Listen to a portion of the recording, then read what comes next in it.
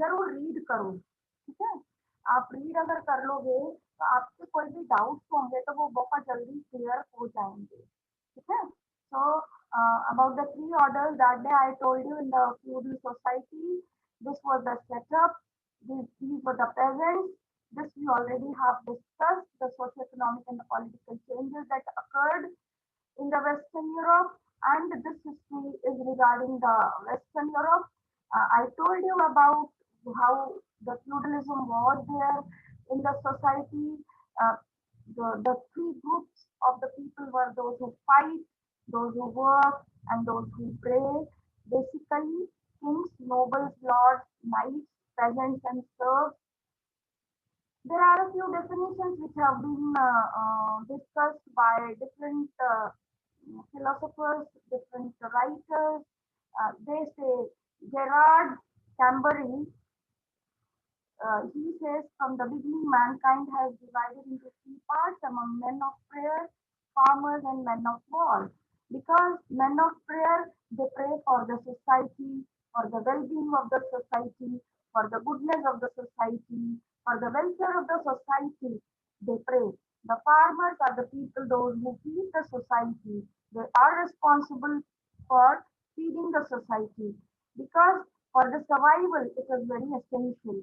And men of war. Men of war are there in the society, those who safeguard the society. Okay? So a society is based on division of orders according to one's functions, those who work, those who fight, and those who pray.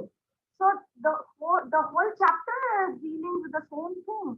So by the 11th and 12th century, the vast majority of European men and women, 90% were peasants who worked their lord's land. अभी आज भी जो society है, अभी बहुत सारे occupation आ गए हैं, but still if you talk inside the society, of course, we talk about the people, those who pray, those who work, those who stay for the society, those who work for the society. So I believe there is nothing new as such. There is nothing new as such in the society what we are talking. The society had always been like that and still it is like that.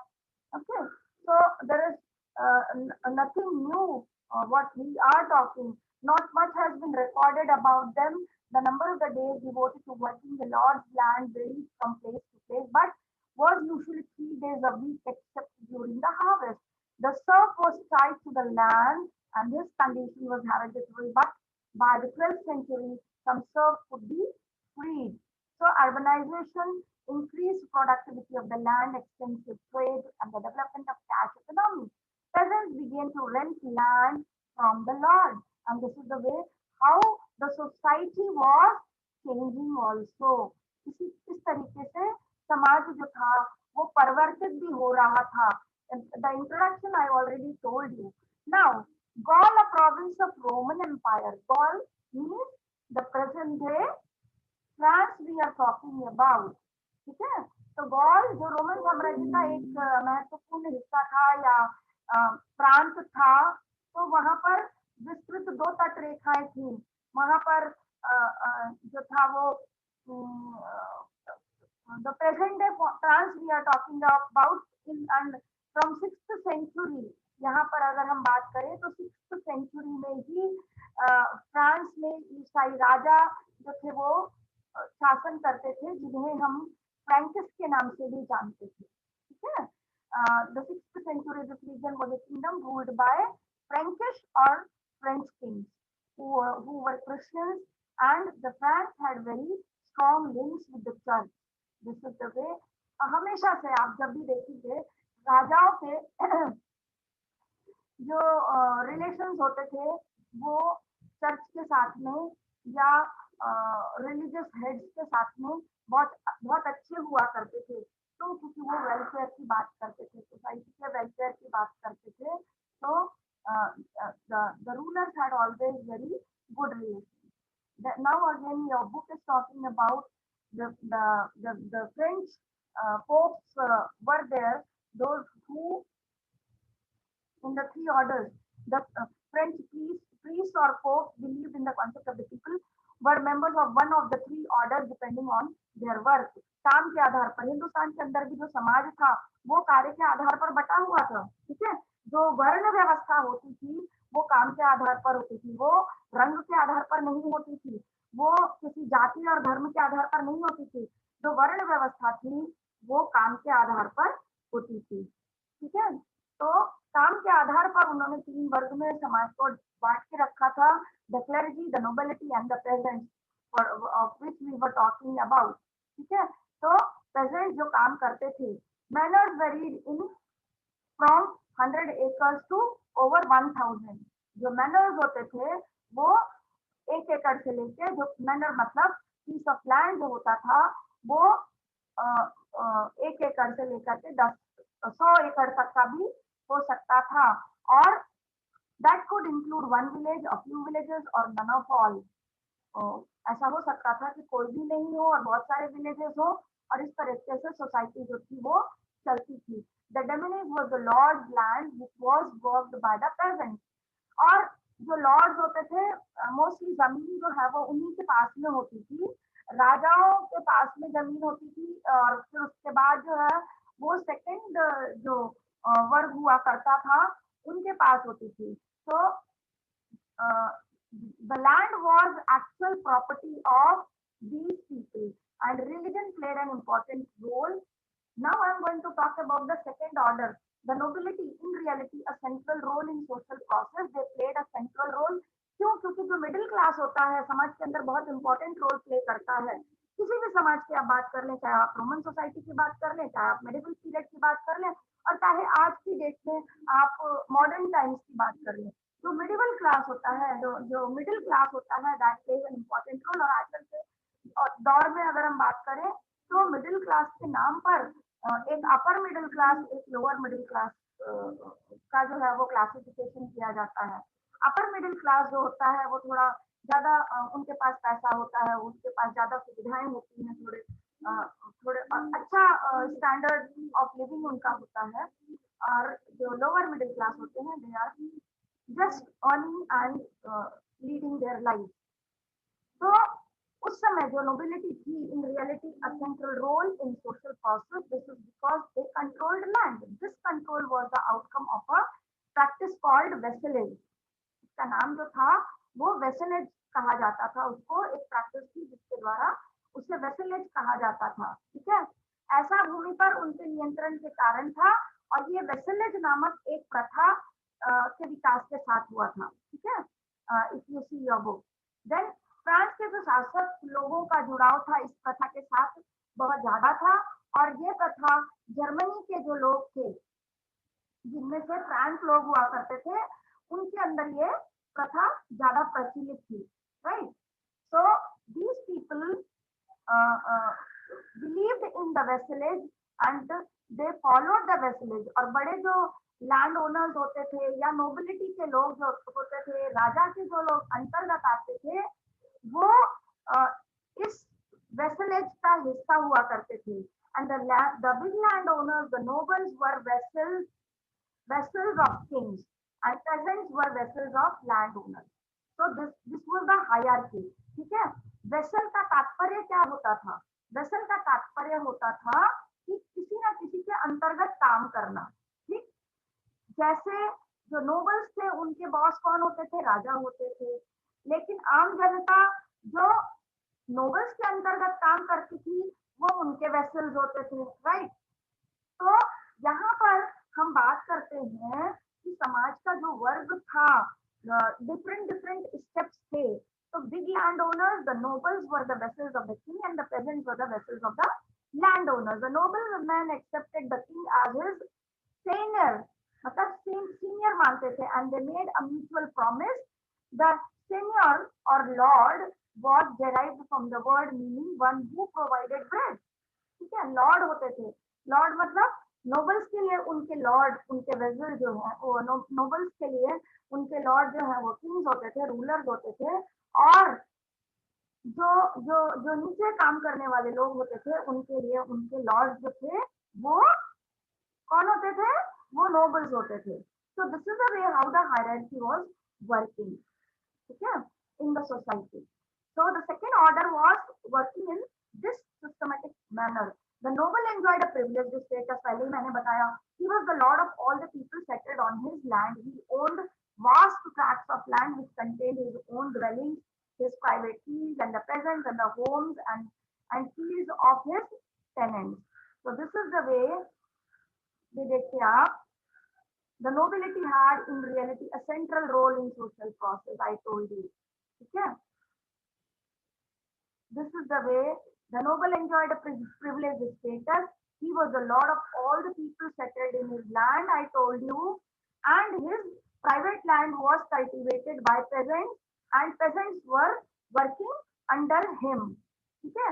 The lord had his own manor house. उनका अपना एक manor house होता था, बड़ा सा उनका अपना एक घर होता था. ठीक है. उनकी मैनर की जागीर होती थी. They had the memorial state. ठीक है. और उस मैनर हाउस में वो गांवों का पूरा नियंत्रण करता था. और कुछ जो लॉर्ड्स होते थे वो बहुत सारे गांवों के मालिक होते थे. पहले ही मैंने पहले की स्लाइड में बताया.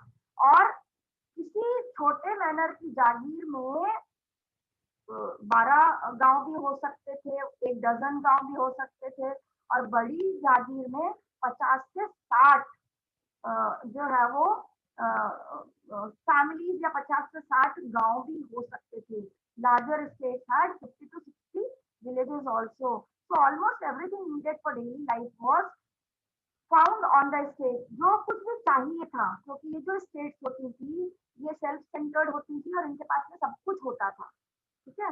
सब कुछ होता था मतलब grain was grown, blacksmiths were there, carpenters were there, maintained the Lord's implements and repaired his weapon, while stone masons were there, looked after his buildings, women spun and wove fabric.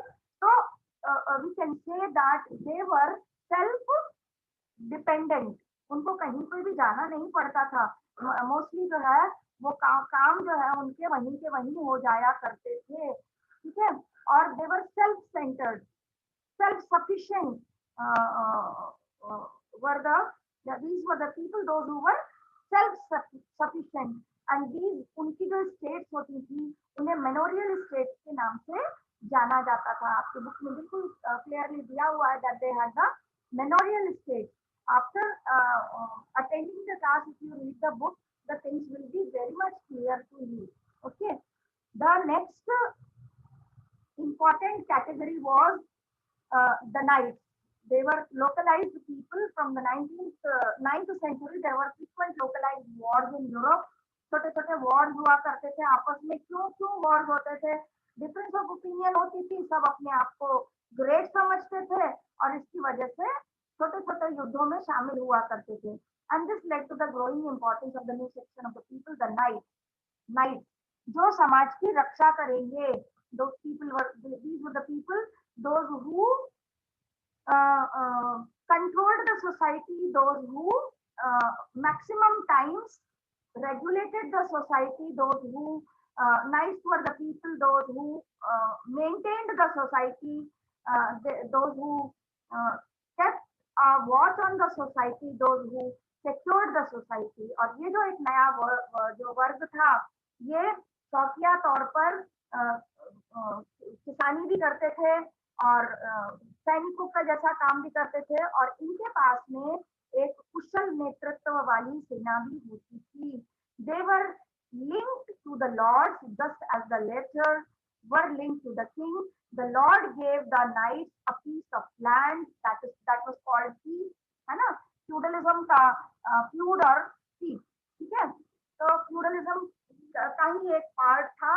जैसे Lord's जो होते थे वो connected थे ruler से, वैसे ही ये जो होते थे नाइट ये कनेक्टेड होते थे नोबल से. ठीक है.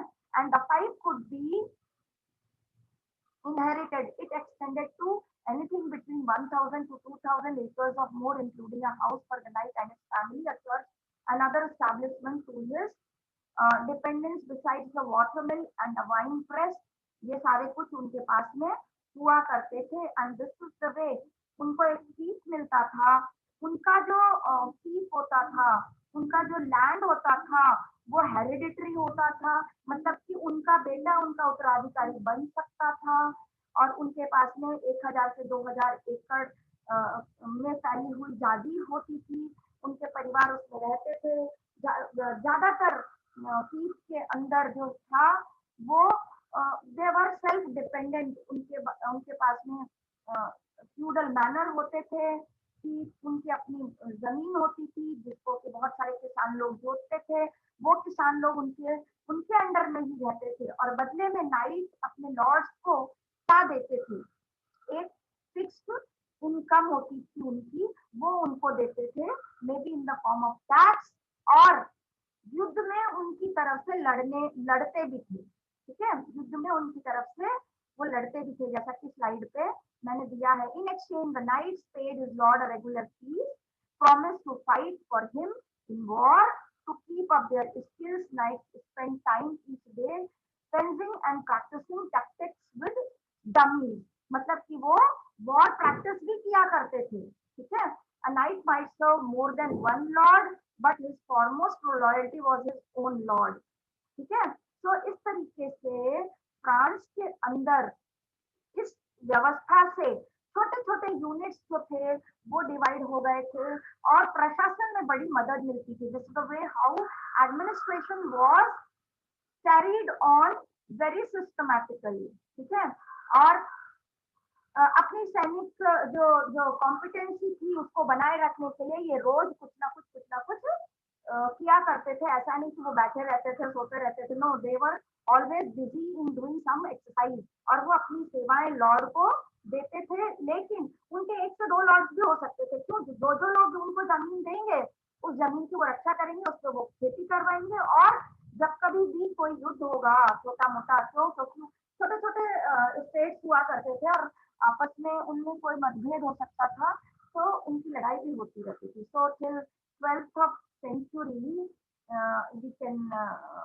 see that by 12th century, ministers traveled from manor to manor, singing songs which told stories, partly historical, partly invented, और इस तरीके से वो अपना जो है एंटरटेनमेंट भी करते थे, वो अपने राजाओं की, नाइट्स की, उनके उनके ग्लोरी की के सॉन्ग्स गाते थे, उनके हिस्टोरिकल जो थे वो सॉन्ग्स गाते थे, अपने जो वो सोचते थे या कल्पना करते थे उसके बारे में बताते थे।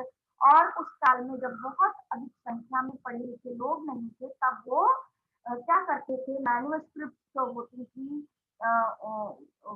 मैन्युस्क्रिप्ट भी बहुत ज्यादा नहीं होती थी, तो ये घूमते फिरते इन चीजों को फैलाते थे, अपने राजा के बारे में फैलाते थे।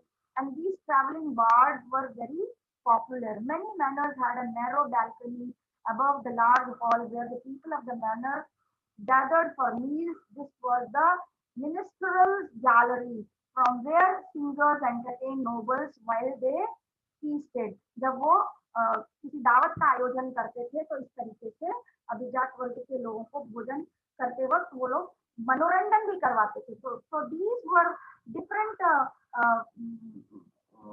Works which were performed by this second category of the people. Now we will talk about the third category of the people, that was, who were there?